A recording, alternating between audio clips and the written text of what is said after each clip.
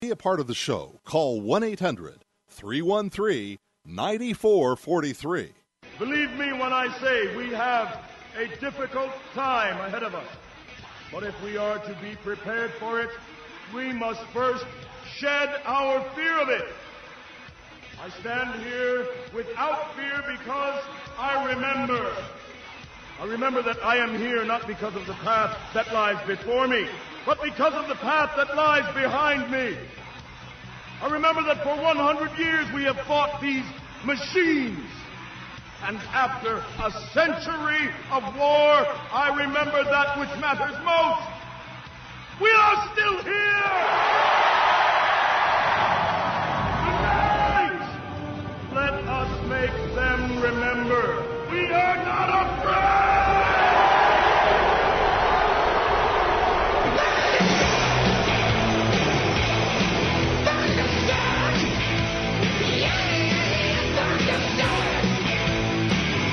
Welcome to Declare Your Independence with me, Ernest Hancock, here in Phoenix, Arizona, each and every day from the beautiful studios of Freedoms with an S, freedomsphoenix.com. Today, it's always a pleasure to talk to Gareth Porter, but it's always about bad stuff.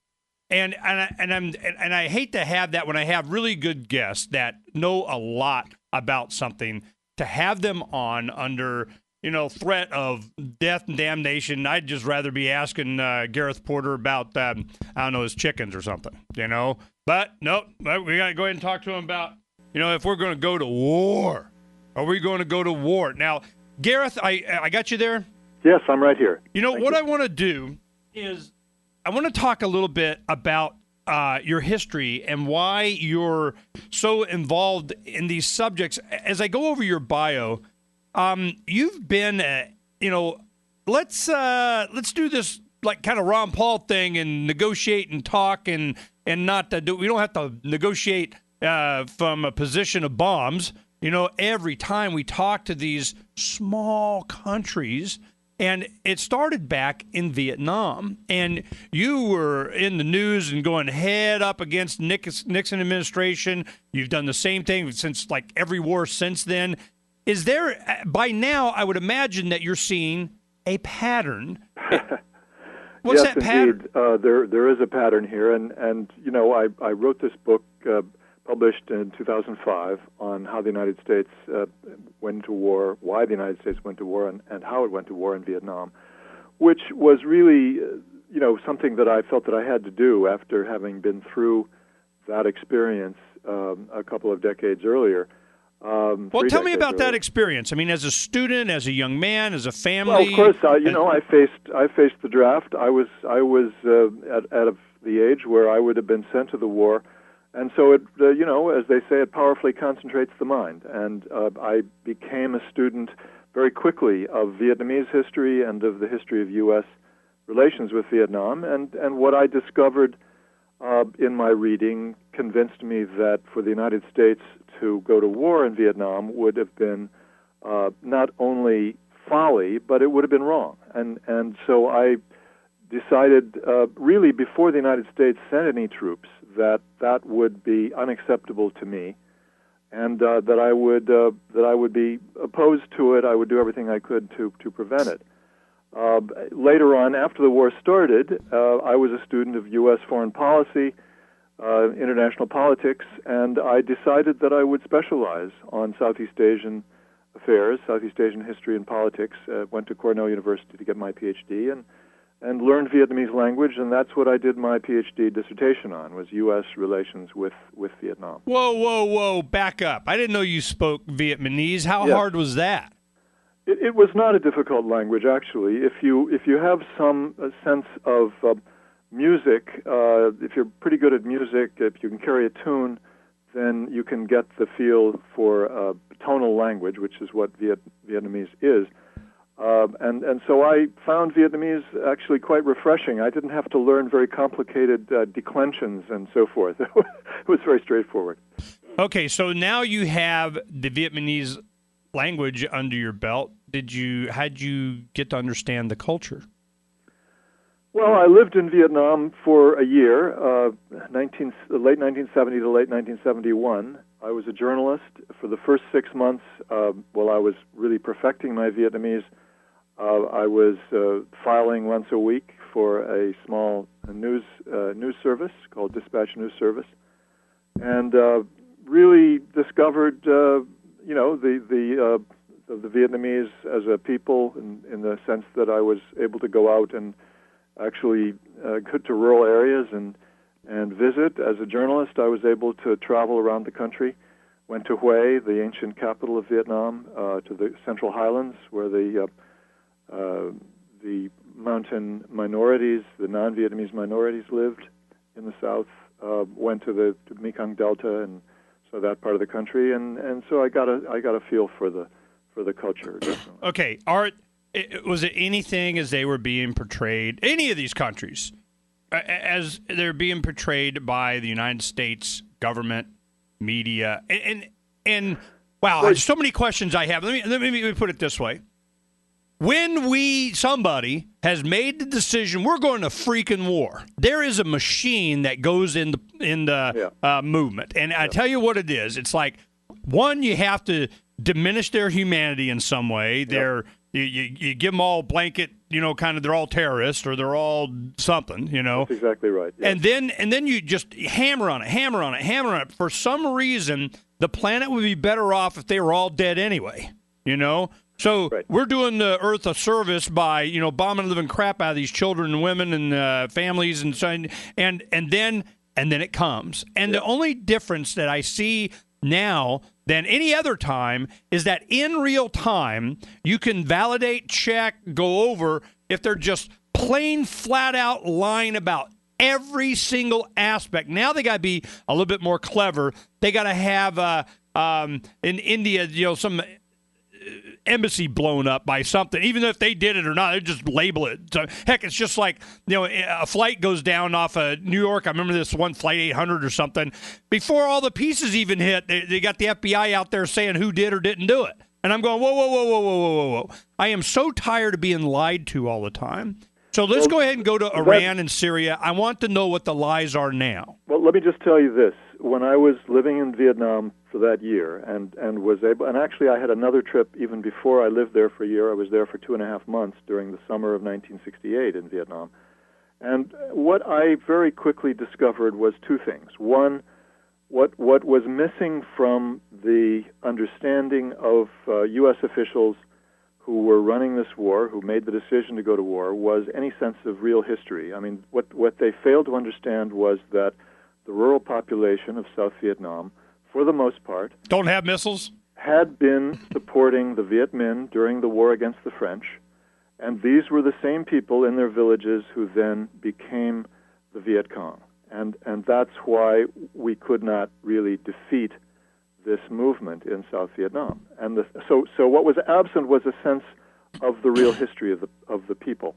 The second thing was that the American officialdom was engaging in a huge deliberate lie in saying that when it was bombing the countryside, well, there are no real people there. People have had to leave, and the only people remaining are the Viet Cong.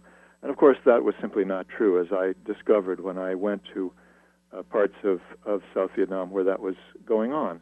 And without going into detail, I mean, that was, I think, the most important thing that I learned. Okay.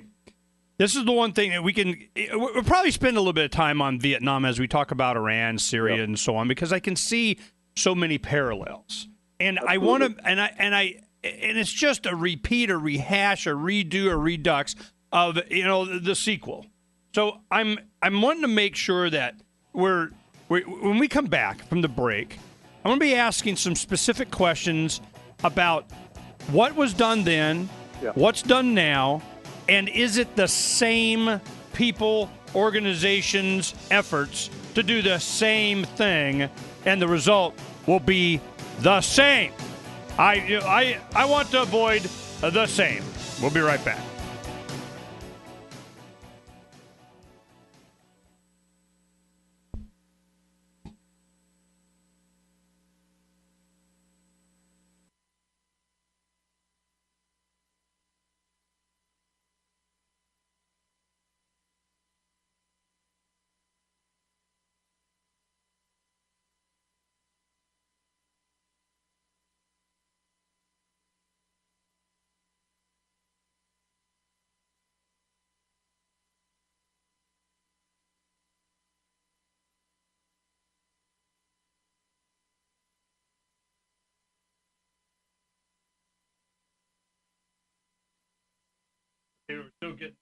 video feed, right? Okay. Hey, Gareth? Yes. The network playback is not... Go ahead and check the network, make sure. Like, I'm not hearing the commercials coming back and so on, so we're checking something. I don't hear anything, yeah. We come back at 20 after. Okay. Hold on just a second, we're checking something.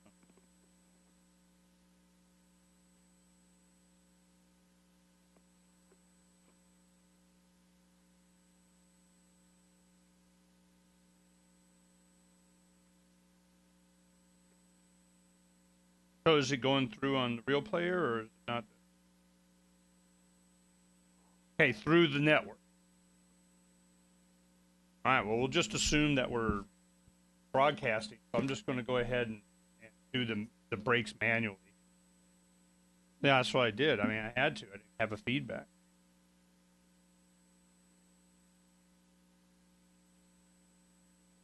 Well, if it's going out on the stream there, then I need to make sure that we don't have a dead air. I'm just going to go on time and just do it. All right, we'll cope, man. I think it's going out. They're just not feeding to us because we're listening to it online and it's coming through one of the players on the website, on their network's website. So I guess they're doing it. It's just they got some kind of funky thing going on.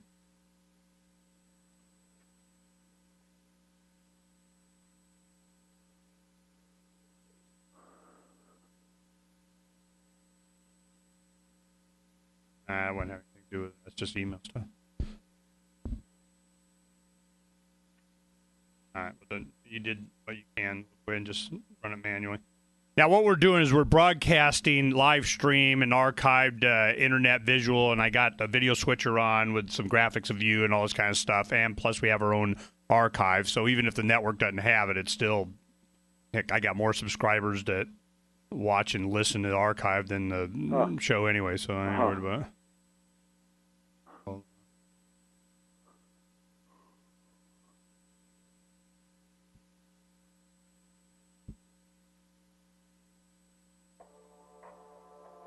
I don't want that. All right.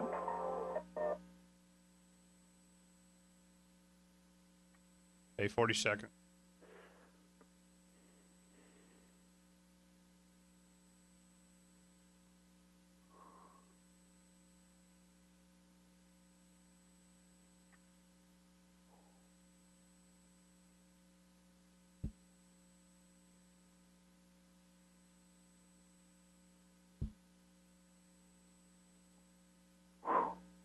It's time for Declare Your In.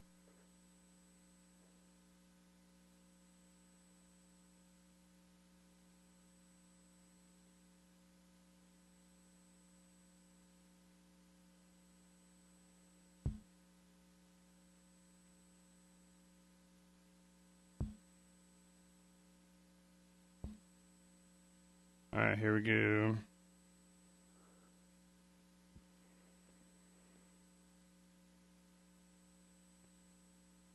It's time for Declare Your Independence with Ernest Hancock.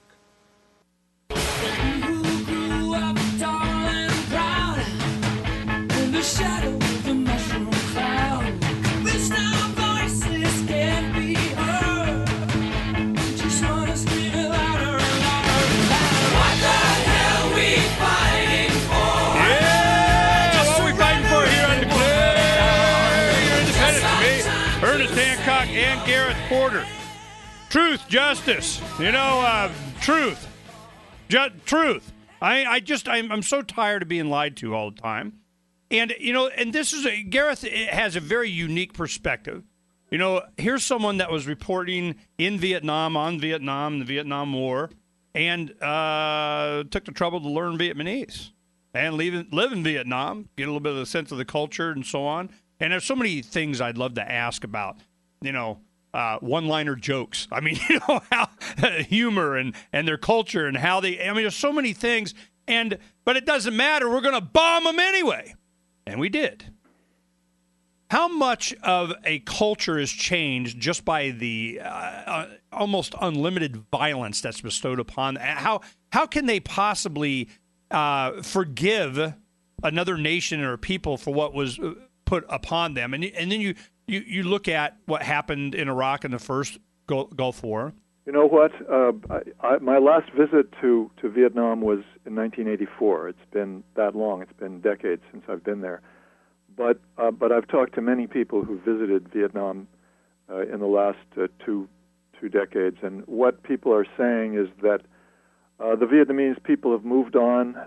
They do not hold a grudge against the United States. They're not even eager to talk about the war. Of course, there are exceptions. There are individuals who still do, but by and large, most of the population was born after the United States left Vietnam, and Vietnam has changed tremendously in those decades. But it's a change that they have decided on, that they've adopted themselves, not because of the war, but simply because countries change and evolve and develop economically and in other ways. But I can't believe that they would believe a freaking word the United States government says. Well, that's another question. Of course, it was always the case that the Vietnamese and the United States shared a common interest in containing the influence of China, because Vietnam and China are natural geographical enemies, in the sense that the Chinese would tend to want to dominate Vietnam, or tend to want to influence Vietnam more than the Vietnamese would care to be influenced, and that was always in the background of the Vietnam War. The United States actually was using that fact to its advantage by, or at least trying to use that fact to its advantage by assuming that the Chinese would not dare to intervene against the United States if it went to war in Vietnam, and the Vietnamese would not really want the Chinese to intervene, and therefore the United States had an advantage. Of course, it didn't work out that well, but that was part of the background. Okay, so with what we're looking at from Vietnam and your focus on this, how did it? I mean, did you ever even get to take a breath?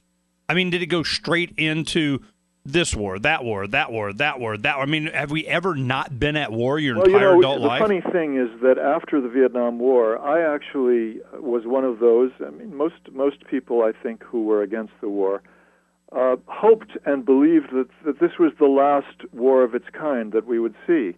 And I distinctly remember when I was very young and worked in the U.S. Senate for a year in 1964-65, meeting the senator from Idaho, who later became the chairman of the Senate Foreign Relations Committee, and he was a Democrat, of course, and he was anti-war. But he did not speak out publicly against the war very strongly. And what he told me privately in his office was that he believed that this was the last imperialist war the United States would ever fight, and that's really what I believed as well. So I was a bit naive that the system would somehow learn the lesson of Vietnam, and we would not see anything like this again. You know, this is the point that I'd want to make with that, is that the system is the devil, the evil, the bad. To think that you're going to change that is to be. I mean, I am for just eliminating the system. I mean, I don't see how we can have the system as it's been constructed around. Well, that's exactly what I finally came to realize, Ernest, and I did so precisely when I wrote that book, published in 2005, about Vietnam. It was realizing that what I call the national security state, that is, all of these institutions that are supposed to be there to protect us, are the problem, not the solution.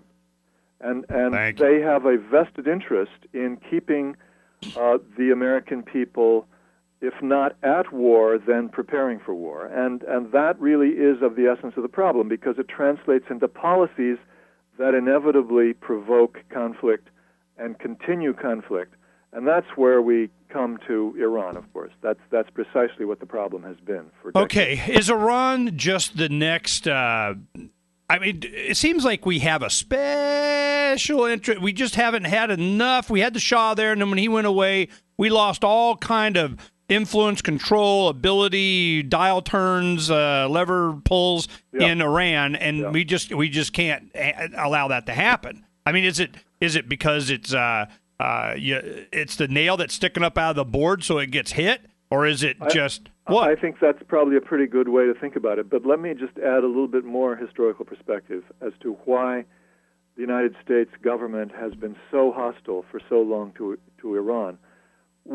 Everybody knows that the Iranians held U.S. hostages from the embassy for a year, and that generated a great deal of hostility here in the United States. No question about that. But I think there's a history, there's a hidden history here, some of it hidden, that is even more important in explaining the official U.S. hostility. Not the attitudes of the population of the United States, but the officials of the Pentagon, the CIA in particular, toward Iran, and that is that this happened a few years later, and it happened in Lebanon. You remember the U.S. Marines were sent to Lebanon by President Reagan in 1982.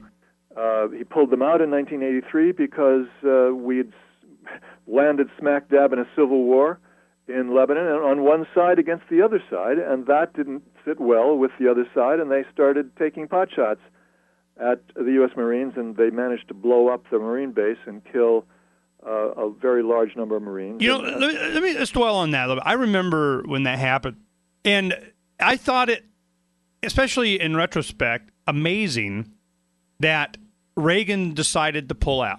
He just, man, we don't want to get involved. I already know where this goes. Yeah. Anybody now? That was one of the wisest things that he ever did. But now, if that was to happen, it's you see a mushroom cloud over the city. Yeah. I mean, seriously. I mean, is there even the prospect that we have someone that would even have as an option to just leave? Well, I mean, I think that you're right in underlining the fact that certainly both President Bush and President Obama were weak presidents in the face of pressure from domestic political constituencies. Both presidents failed to really exercise the kind of presidential judgment and power that we absolutely need. We'll be right back. Yeah. With Gareth Porter we're building up to an understanding of, is this just a symptom of a much deeper, larger problem that the planet, all human beings on this planet face, and we got to take care of? How are we going to take care of it? Gareth Porter is going to help us. We'll be right back.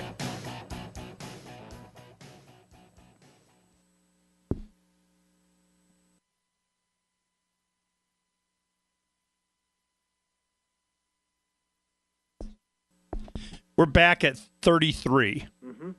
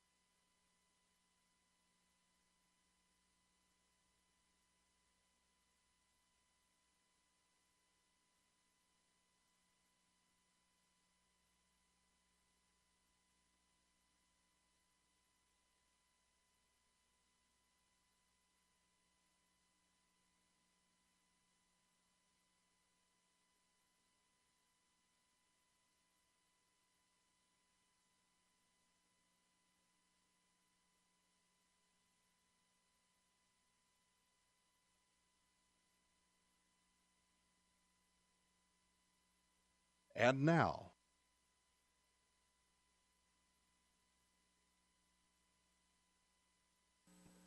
30 seconds. And now, live from the studios of Freedom's Phoenix, Ernest Hancock. All right. 15 seconds.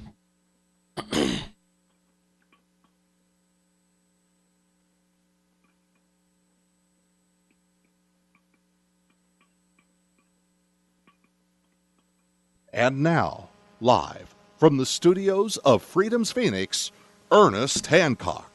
Peace train sounding louder. Ride on the peace train. Ooh, come on, the peace train. The peace train, holy roller. Everyone jump upon the peace train. Welcome back to Declare Your Independence with me, Ernest Hancock, and Gareth Porter. He's trying to keep the peace train fueled. This is, and I think there has been a change. There's a change in the way that we look at, the planet. And I'll tell you, human beings being able to connect with each other in instantaneous speed of light communications, translated, is better than not.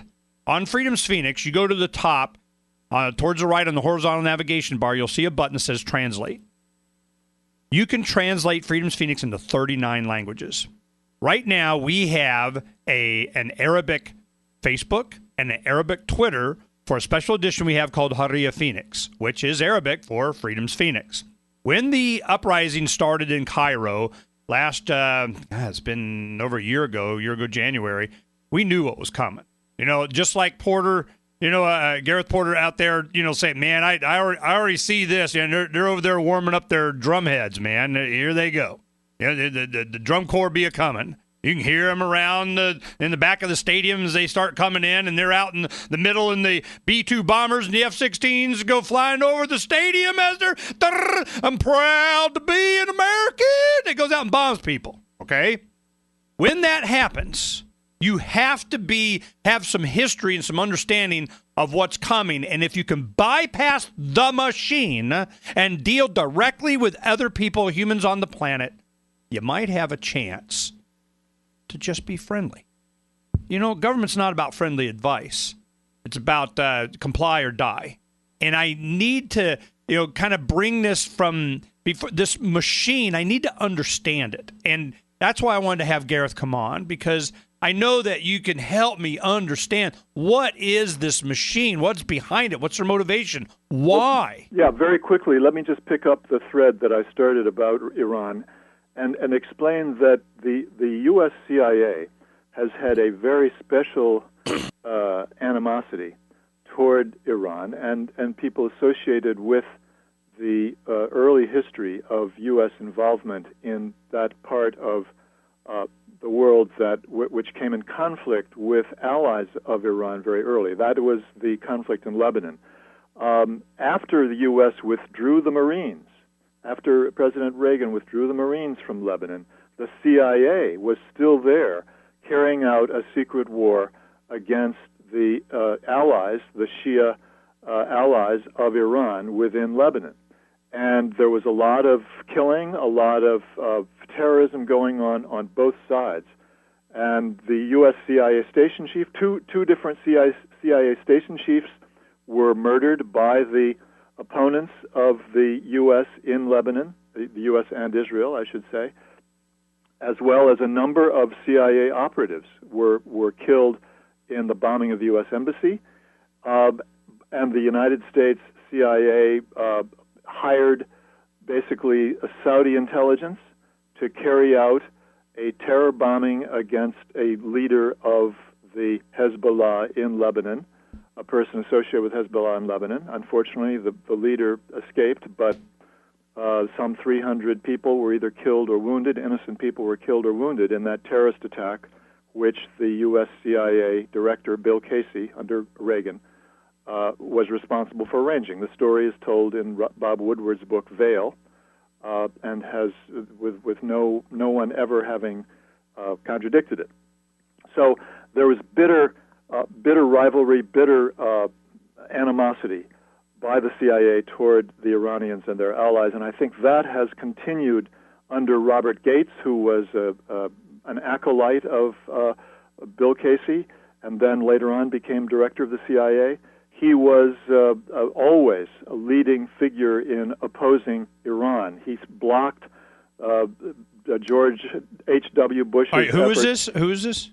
This is Robert M. Gates, who later on became head of the CIA, then was Secretary of Defense under, of course, George W. Bush. And Obama. That's right. Okay, now this is that's the one thing that you got Secretary of Defense to get rid of Rumsfeld, so we're going to put somebody in there that has more longevity, and he'll not be as stupid. You know, but Robert M. Gates represents this continuity of hostility toward Iran from the very early 1980s down to the present within the U.S. government, particularly those who had experience in the CIA. Okay, so the machine. Let's go ahead and focus on that a little bit. Obama keeps Gates for that very reason. Was that the continent? Right?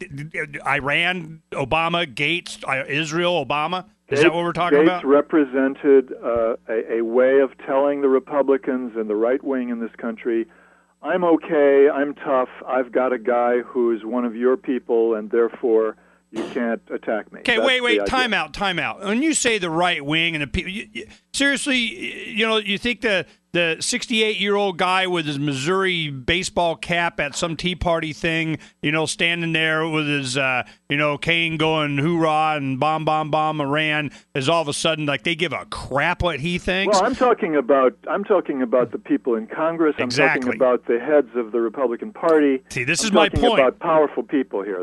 This is my point. Yeah. The people, and all this is just, blah, blah, window dressing for whatever, okay?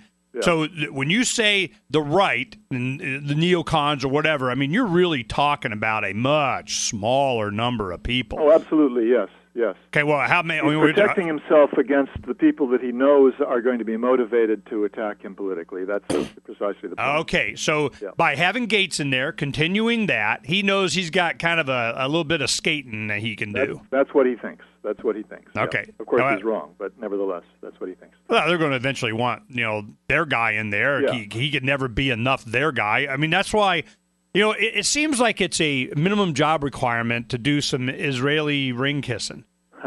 Well, that's the big difference. What I want to emphasize here is that there are huge differences between what caused the United States to go to war in Iran and what creates the danger of war today with Vietnam, and the danger of war with Iran. And the difference is that the U.S. military wants no part of a war with Iran. They're totally opposed to it, whereas the U.S. military was gung-ho, I guarantee you, to go to war in Vietnam. They were gung-ho in the sense that they wanted to send U.S. troops there in 1961. JFK said no. He did send trainers, which, in the case of the Air Force, were not just training but carrying out bombing runs. But he did not send the combat troops that they wanted to send their new toys and helicopters with gun-mounted, go kill people. That's what they wanted to do. Exactly. That's exactly what they wanted. So once they found out that, that doesn't work too good either because you got to land too, Yep. And they said, we don't want to play this thing anymore. When you say the military, who are you talking? See, we make the mistake of dealing in generalities here, and more I get to the point to where I start to understand that it's always coming down to individuals. And yes. The military does not want to go there. I tell you, all these guys coming back wounded and maimed and concussed and brain damaged and all, they didn't want to go. So when you say the military, who are we talking about? Gates? Yeah, I'm talking about the heads of the Army and the Air Force in particular. They were the chiefs of staff of the Army and the Air Force, were interested in sending their people to Vietnam, just precisely as you said, to get experience, to test out new strategies, tactics, and weapons. Absolutely. To what end? To take over America? Well, there's a very interesting study on the Joint Chiefs of Staff by a guy who was at the Pentagon in a senior position for many years under Reagan, several years under Reagan, who points out that he interviewed several members of the Joint Chiefs of Staff who were there at the time the United States made the decision initially to go into Vietnam, that is 1961. And he said that more than one member of the Joint Chiefs of Staff told him that they wanted to get U.S. troops there because it would provide an ironclad reason for increasing the defense budget. Now, that is about as authoritative a source as you're going to get as to why the United States military leadership wanted to go into Vietnam to begin with. Okay, go ahead. Let me make a program note bear here. Bear in mind that this is at the very beginning of a Democratic administration, and after the military had suffered 8 years of Eisenhower administration in which he had cut the military budget in ways that they absolutely found unacceptable. Okay, let me go ahead and make a program note. There's a problem with the network LRN broadcast, but we're still streaming live on DCast, and we're certainly archiving. So I know a lot of people, you guys watch it. So you don't have to suffer through a break that's just 4 minutes long while the network's trying. We're just going to go ahead and go straight through to the end of the hour with Gareth Porter. So that's so that people don't suffer on the streaming. So what we'll go ahead and do is let's go ahead and carry it through this. Let's go back because this is. I tell you what, as we have a lot of friends that have participated in different documentaries and understanding this very concept, like why we fight. The document. I that is way more useful to me than the current we're fighting. And you want to stop that, but we got to understand. I just hit 50. I'm going to be 51 in the next month, and I'm telling you, I've been around for at least 2-3 cycles. In my adult life of the same, it's just like a sitcom just with different people, and sometimes it's got the same producer, the same director, some of the same stars, and it's the same script. And I'm going, whoa, freaking whoa, man. I want to get off this merry-go-round. And you're right. You hear some of the same words, the same arguments, but in fact the actors are different. And that's the point I want to make about the Iran issue here. What we have is not the same people pushing for war as we did in the 1960s. We have now a cast of characters which are pushing for war, not because of the interests of the U.S. military, but because of the interests of Israel, and that is what is primarily at stake here. Let's face it, it's the Israelis who want war against Iran, and of course they want the United States to carry out the war. Okay, the now wait. want the U.S. to do it. Let's go back. You have guys like Gates. Okay, that's a continuity of this previous thing, and that overlaps with Israel's interest. Or do we even have a much higher? We rule you. We make a bunch of money off using Israel as an excuse to give them billions of dollars in foreign aid that they regurgitate right back into congressional coffers to make sure they got their boy in there to vote for whatever, and it's just all about making money on war. And I'm going.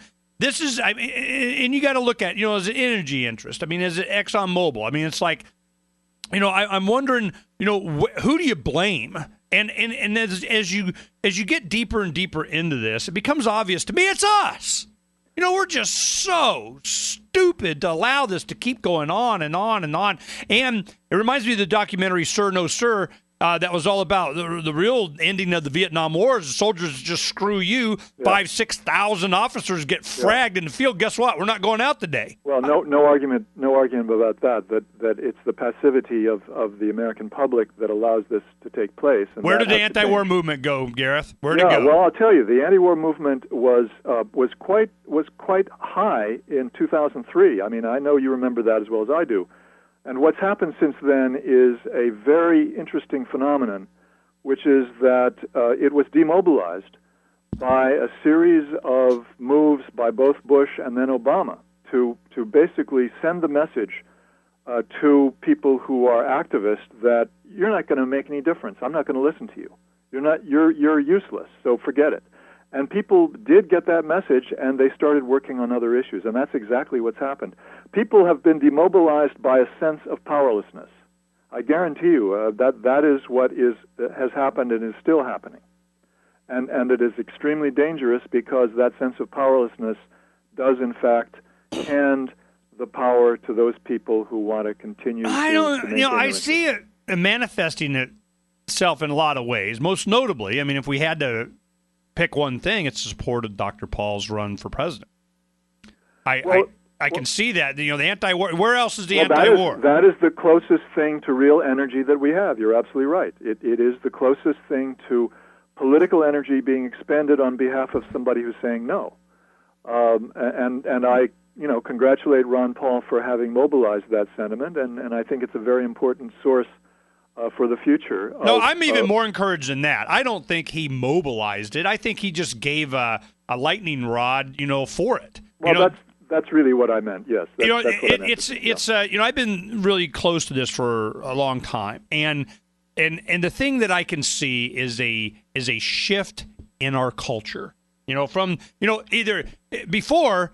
It was, oh man, you're not saying that we should be, turning the Middle East into a glazed over glass parking lot and then we'll recolonize. You're not saying that? Well, heck, you're gonna get Dixie chicked. I mean, oh heck no, you're not patriotic enough. You know what patriotism is? Killing foreign children. That's patriotism. Yeah. And I'm going, this can't last. It can't. Humanity will march on. This cannot last. And then you have someone go, hey, man, we can just march in, we march out. How hard is this? And we just had Cindy Sheehan on a couple days ago, and we've known each other for a long time. I was in Camp Casey and all this kind of stuff. And she had the same observation that the anti-war movement was taken over by, move on, whoever, doesn't make any difference. You get high enough up on the left side or right side of the pyramid, at the top, it's the same people controlling both sides anyway. And I'm like, from someone like you, Gareth Porter, that has been studying this for a long time, since Vietnam, and you go and you've written about all these conflicts, you get into the reasons why and behind and who and the what, and you find out there has to be at least a common ideology, if not a common collective de la secret war room, we rule you mentality somewhere. You're right, Ernest. Who is it? There is a common mentality. There is a common ideology, and I'll tell you exactly what it is.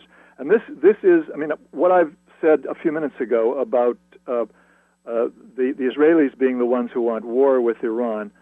It's the Israelis and their camp followers in the United States, from John McCain and the other senior Republicans in the Senate to all those members of the House who take their contributions. But that's still I still hold that. But I want to emphasize that there is an ideology here that is left over from Vietnam, which has never changed, that the United States has to coerce other countries that are not following our line, that are not our allies.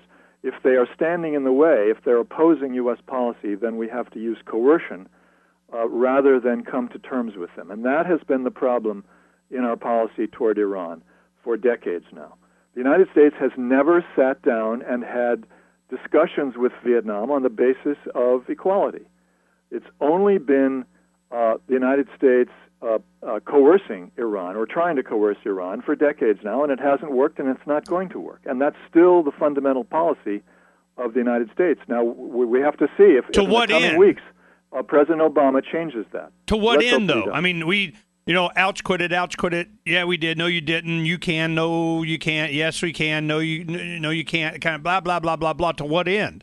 Well, the end, of course, is the illusion of power that those people in the national security state continue to try to maintain. They try to maintain it to themselves and to the American people that the United States is so powerful that we can succeed in coercing Iran to drop its uranium enrichment program. Whereas the reality is that that's impossible. You can't do it. I mean, that's a total illusion. And therefore, that's what's getting the United States in such deep trouble. And it is enabling the Israelis and their supporters in the United States by basically giving them a free hand to exercise their influence over U.S. policy. But that's got to change. We have to have diplomacy. We have to have negotiations with Iran. But then that would elevate their standing. That would diminish our threat, to the planet. And I can see from a pattern how these guys think. Yeah. Their thinking is, you know what? I got an M16, F-16, M1 Abrams, and guess what? And if we can't, get regime change, it's kind of this Confessions Economic Hitman thing. John Perkins, over the years we've had him on. And it really just comes down to, look, if we can't control the resources and infrastructure and debt, it's really about making debt slaves of the population, what it's really all about. And, the money guys making all this money because this is the way we want to do it and because we can funnel it, even though the economy is less, even though the resources are wasted, even though it doesn't matter. It's not about how much money or how wealthy a country gets to be or how high the standard of living is for the people. It's about what money there is left, or that gets channeled to the guys in charge of pushing the buttons, because their interests are served when certain things happen, and it's all about collective control. I want everybody to remember one thing, and that is that it's not about the oil, it's not about resources. Those issues are peanuts compared to the stakes that are involved in the military budget every year. We're talking about the most massive transfer of wealth that humankind has ever known every time the U.S. military budget goes before the Congress. And that's where the real politics are with regard to making money. And now they got a civilian version of Homeland Security. Well, Homeland Security, of course, is another way of making money. I agree, and that's been enhanced, to say the least. It's hugely multiplied, like a cancer. But still, I mean, the U.S. military budget is many, many times. The same philosophy. It's just another arm up. Don't even think that the guys making the cameras on the front of the Predator drone isn't making the cameras for Homeland Security on the freeway. I mean, it's the same. It's just another big giant. Just looks on a pie chart and go, look how much we increased our growth potential by blah blah blah. The city of Chicago all of a sudden put us over the top into black and we get bonuses. I mean, I can see this. Can it be sustained? I mean, it comes down to what Dr. Paul's been saying. It's math. Math, and it cannot be sustained. Of course not. No, we can't sustain it. We've got a few more years at most. And then, it's just going to go bust. And the issue will be resolved itself in that way, and my friend John Henry, who's started the Committee for the Republic, Republican anti-war, anti-empire person, has always said that that's what he expects to happen. It's not going to be because of political pressure from below. It'll be because the economy in this country has just gone bust, and they simply don't have the money to spend on going to war anymore. And I think that's probably right. Okay, so what do you think is the mechanism by which they would enter into actual? Do they want hostilities with Iran? I mean, No, I'm telling you that the U.S. military is opposed to this, and I don't think the United States. Well, who's that? The military? You're talking about the guy, sitting in Kuwait, ready to take his amphibious landing thing over to Iran? No, I'm talking about the chairman of the Joint Chiefs of Staff and the Joint Chiefs themselves. But why? I mean, they're certainly not advocating getting out of Afghanistan or Iraq. They're going, heck, the only thing they did was just redeployment to go to Iran. Well, and of course, I mean, it's because of the U.S. military interest that we continued to be at war in Afghanistan for 10 years. That's absolutely right. They didn't want to get out of Iraq. Absolutely right. But guess what? Going to war with Iran is a different proposition. That would be a war in which the United States military in the Middle East would be sitting ducks. They are vulnerable to being hit by Iranian missiles, and the cost would be too great. Sunburn missiles from China. We've been covering that story for almost a decade. And I tell you, you get a whole bunch of sunburned supersonic gold, your aircraft carrier be toast. And so my point is this. The U.S. military has always had wars that it could fight against smaller smaller adversaries, quote unquote, who could be defeated without great cost to the U.S. military itself. A great cost to human beings, yes, but not to the basic interests of the U.S. military. That is not the case with Iran. And that's why I guarantee you that the U.S. military does not want to go to war with Iran, to the point where they are pressing Obama to say no to the Israelis. We will not join your war against Iran. If you attack Iran, don't expect the United States military to come to your aid. This is where Dr. Paul comes in and really just, threw a monkey wrench in this whole thing. He's like, look, I think Israel should defend itself. Whatever they perceive to be in their own national self-interest, have a nice day, and, vaya con Dios, man. And if the Israelis understand that, they will not attack. They will only attack if they think they can draw the United States into the war. That's the only way that's going to happen. I'm feeling a Tonkin event coming on. You know, they're going to be looking for something. The Israelis are perfectly capable of doing that. I agree. Well, what do you think is really going on with the assassinations of the nuclear scientists in Iran? Is this just trying to, doink them? They really what? Well, I think two things are going on. One is that it appears that the Mossad director at the time this began, who was Meir Dagan, was trying to talk Netanyahu out of an attack on Iran, a military attack on Iran, and the way he felt he could do it was to tell him, well, we can do this indirectly through sabotage and assassination. And he convinced, or if he didn't convince, at least he silenced Netanyahu for a while by making that argument. And so that's what the Israelis embarked on in 2010.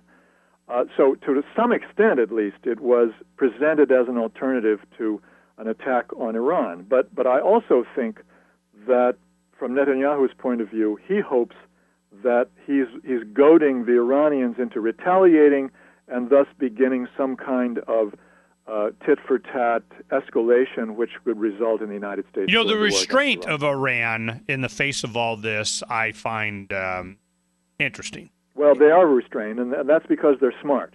These are not stupid people. They understand the power situation. They understand the danger that they're in. They're very, very careful and calculating. And they are not going to go to war, without having been attacked first. I think that's safe to say. They are not going to go out of their way. I mean, they're going to threaten to do things. Definitely, they're going to make threats to try to deter war against them. They're going to, they'll make up something. Whatever's going to happen, I guarantee it's not the truth. I mean, I'm already against the next war, and I don't even know what it is. Okay. Well, that's a fair statement to make. I think that's probably the best I'm against the next war. That new bumper sticker. yeah. Now, I would share that bumper sticker. Now, absolutely. Now it's in production. So. We look at Syria, and you start hearing about United States troops and English and whatever, are. Before I forget, I want to bring that up.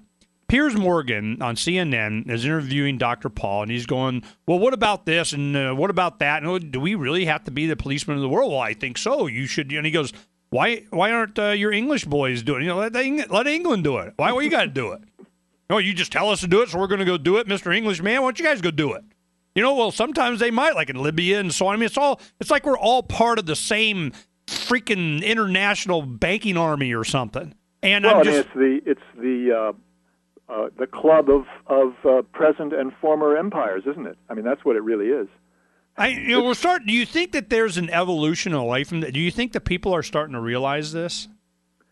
I would like to think that, but I'll tell you the truth. I think that the present national communication system of the United States is about as close to a totalitarian system as this country has ever had. I mean, it's a communication system in which one side of the issue is predominant, and and that dominance is a political fact which really distorts the entire politics of the country and certainly the political debate, such as it is.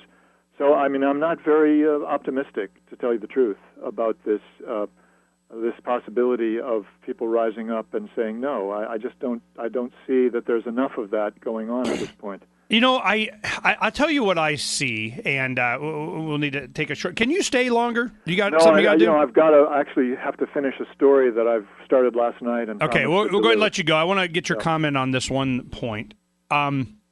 This is what I have noticed. There is an entire generation next of people for the first time in human history have immediate access to the minds and thoughts and wishes and desires and perspective of every other young person across the planet. Mm-hmm. And collectively, as kind of like an organic, like organic economy, Hayek kind of thing, we're having an organic planet, like an avatar thing. I mean, it's just like, the roots are connected electrically through the internet, and I can see a global consciousness of the generation next that is not, they don't even have to be out there anti-war, we're just not supporting the system anymore. Yeah. We're just I think out. there's something to be said for that perspective. I think it's going to take a little while for that to make a difference in the politics of the country. But yes, that could definitely happen in the future. It won't happen all at once, but it will happen overnight. And I think overnight be a coming. Gareth, thanks for coming on. I know you got to go, but my pleasure. Thanks so much, Ernest. You know, I wish that we had more time, and hopefully we'll be able to schedule you coming back.